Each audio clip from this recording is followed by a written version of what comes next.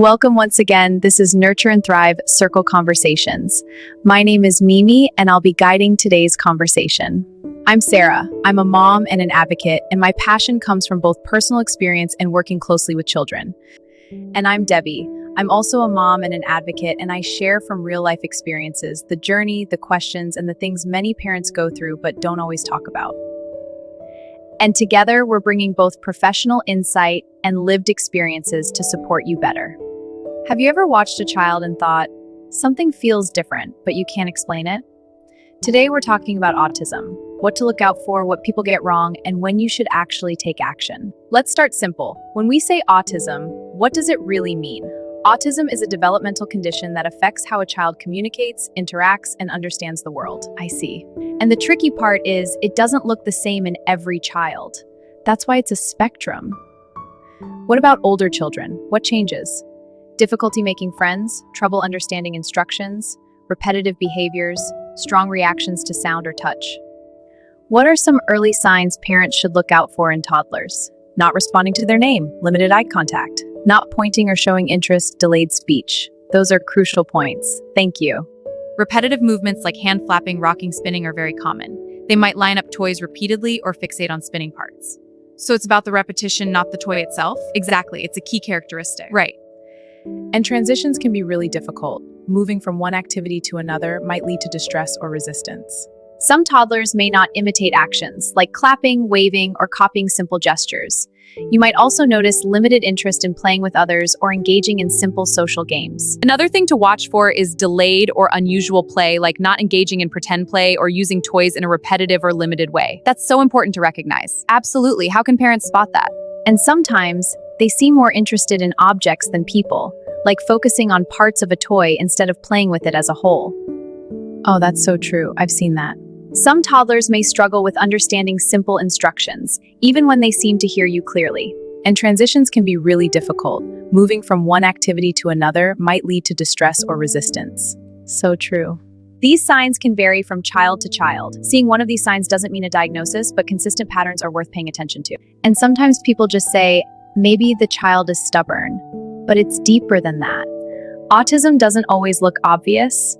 Sometimes it looks like a child who just isn't connecting the way you expect. Exactly. Let's talk about something important. What do parents often ignore? He will talk when he's ready. Boys are just slower. It runs in the family. Exactly. Those are the excuses. You want to believe everything is fine, so you delay getting help. So true. We all do it. But help is out there. This has been such an important conversation.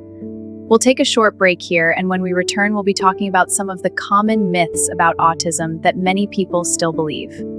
Understanding autism doesn't have to be overwhelming. Autism Made Simple gives you clear, practical guidance to support your child with confidence. Welcome back. We're still discussing autism, looking at the signs and some of the common myths that often create confusion for parents. What are some myths we really need to stop believing? Autism is caused by bad parenting, autism can be outgrown, all autistic children are the same.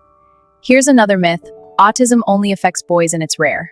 Not true, it affects both boys and girls, and it's more common than people think. Exactly. Another myth: children with autism can't talk or communicate. Not true. They can communicate, just in different ways: speech, gestures, or even behavior. And hearing those things can actually hurt parents and delay support.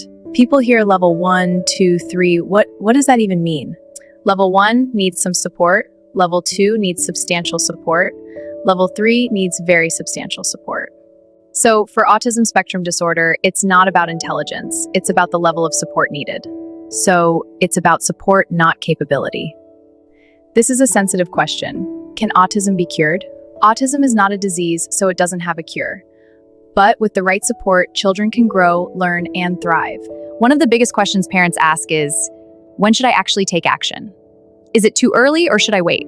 If you're noticing consistent patterns, not just one-off behaviors, that's a good time to take action. You might start to feel like something isn't quite right, but you can't fully explain it. Some key moments to act include when your child isn't meeting developmental milestones, when communication is delayed. That's so important. And sometimes it's just that gut feeling. You keep noticing the same things over and over. Taking action doesn't mean something is wrong, it simply means you're seeking clarity and support early.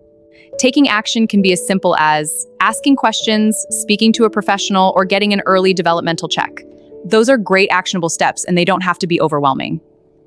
A lot of parents wait because they're told, just give it time. But sometimes waiting only delays the support your child could benefit from. If something feels consistent, it's always okay to check. If you take anything from this video, let it be this. Early awareness changes everything. You are not overreacting for paying attention, and your child deserves support as early as possible. And if you're watching this and you're feeling unsure, or you just need guidance on what steps to take next, I want you to know you are not alone. This platform is here to support you. We share guidance, practical strategies, and structured approaches to help you better understand and support your child. You can reach out through the details in the description to get started. And if this helped you, share it with someone who might need it. Understanding your child is the first step to helping them thrive. And as always, I'd like to appreciate these amazing ladies for being part of this conversation and sharing such valuable insights. Thank you both for always showing up and contributing to these meaningful discussions. Join us again in the next conversation.